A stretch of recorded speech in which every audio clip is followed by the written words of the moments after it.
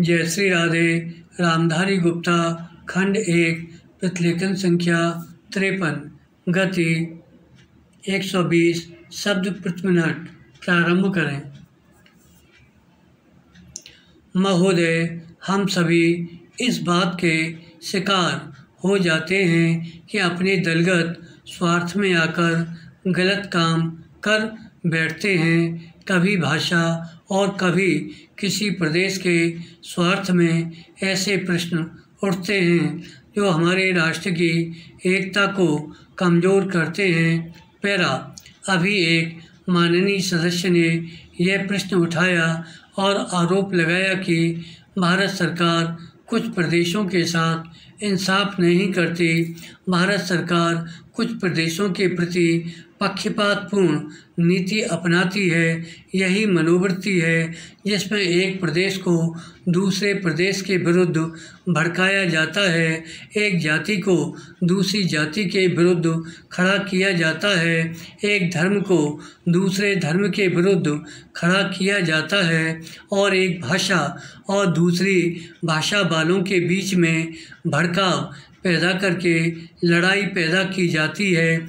यही मनोवृत्ति है जिसको हमारे विरोधी दल के बहुत से लोग भड़काकर पैदा करते हैं। उनकी अपनी गलत नीतियों के कारण विशाल दृष्टिकोण नहीं होता है और वे ऐसे प्रश्नों को उभार कर अपना स्वार्थ सिद्ध करते हैं। स्पष्ट है कि ऐसे समस्त प्रश्नों का परिणाम हमेशा बुरा होता है। इसलिए मैं सभी राजनीतिक पार्टियों के नेताओं से अपील करना चाहूँगा कि जो प्रश्न हमारे देश के सामने हैं और जिन पर हम सबको चिंता हो रही है तथा जिनका हल निकालने की हम कोशिश करते हैं, उन तमाम प्रश्नों के ऊपर हम ठंडे दिल से विचार करें।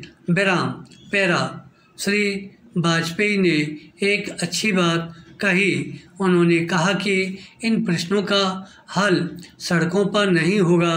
मैं भी उनसे इस बात में सहमत हूँ कि इन प्रश्नों का हल प्रजातांत्रिक ढंग से ढूंढने का प्रयत्न करना चाहिए।